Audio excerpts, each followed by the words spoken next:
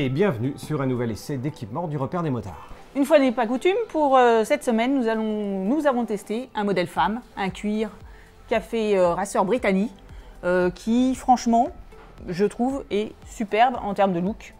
T'en penses quoi? Et c'est qui a fabriqué ce cuir? C'est Vanucci. Non, c'est pas Vanucci, c'est Louis.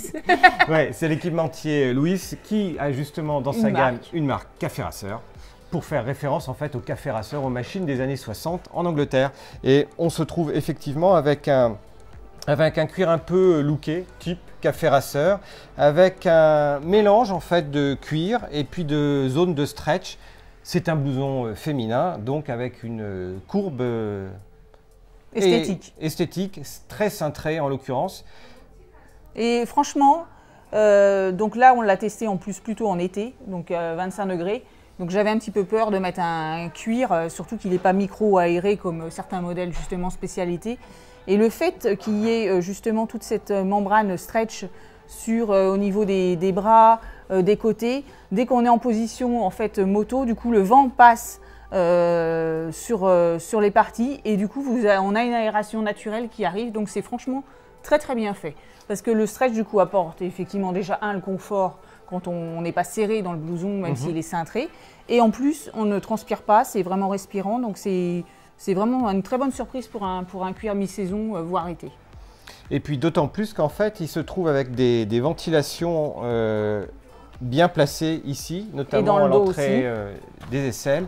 Ce qui en fait réellement un blouson été, voire mi-saison.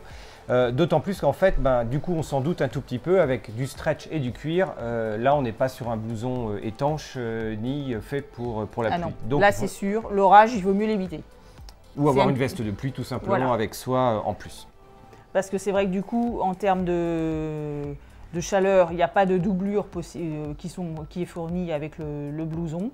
Donc, mais bon, on peut quand même, à mon avis, descendre jusqu'à 10-15 degrés sans avoir froid, même en n'ayant pas de membrane.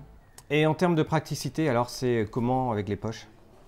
Avec les aérations? Avec les poches. Avec les poches, c'est très pratique. Franchement, là, on peut mettre, il y a largement de quoi mettre ce qu'il faut. Ici, il y a une poche ici pour classer. Et à noter, une poche spéciale iPhone, justement, ou spéciale téléphone portable, pour justement protéger, même contre la pluie, puisque le blouson n'est pas étanche. En termes de protection, il y a des protections classiques aux épaules, aux coudes. Il n'y a pas la dorsale. Bon, ça, de toute façon, on ne peut pas la rajouter.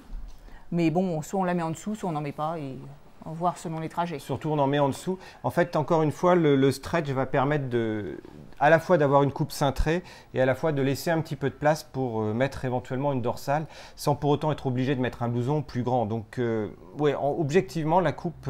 alors, en termes de design, tu lui mettrais quelle note? Je lui mets un 4,5 sur 5. Franchement, coupe très féminine. Très sobre aussi, on voit pas, pour une fois il n'y a pas de petite couleur rose qui apparaît ni rien, donc c'est vraiment 4,5 sur 5. Moi en tant qu'homme, en le regardant porté par une jeune femme, moi je mets 5 parce que je trouve qu'on a évité les petites fleurs, le rose, etc., que la coupe est très cintrée et que du coup ça met plutôt bien en valeur la morphologie féminine, donc côté look 5. Bon, et confort je mettrais 5 aussi, vraiment très très très agréable.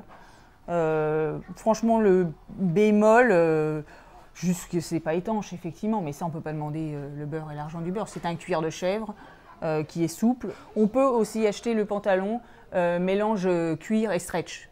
Donc ça peut faire une tenue du coup tout cuir assez sympa et surtout très confortable. Et donc le prix, 249 € pour un cuir, c'est, on va dire, standard. C'est pas très cher. C'est un milieu de gamme, on va dire. C'est vrai que Louis nous a habitués aussi à avoir des cuirs pas chers du tout, parce que l'année dernière, on avait testé un cuir à 99 € qui était très bien fait, alors sans toutes les protections, etc., mais très bien fait, un cuir à 99 €, j'ai jamais vu ça nulle part. Oui. Là, on est un petit peu plus haut, mais encore une fois, la coupe, le stretch, le mélange des matières et la finition globale avec les protections est aussi largement supérieur. Donc le prix est plutôt bien placé. Un bon rapport qualité-prix, on va dire. On va continuer un petit peu dans la gamme de l'équipement avec des gants. Et donc, d'ici là, merci de nous suivre. N'oubliez pas de vous abonner à la chaîne si ce n'est pas encore le cas. La petite cloche.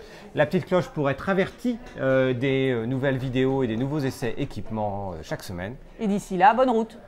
Merci à tous encore et à la semaine prochaine.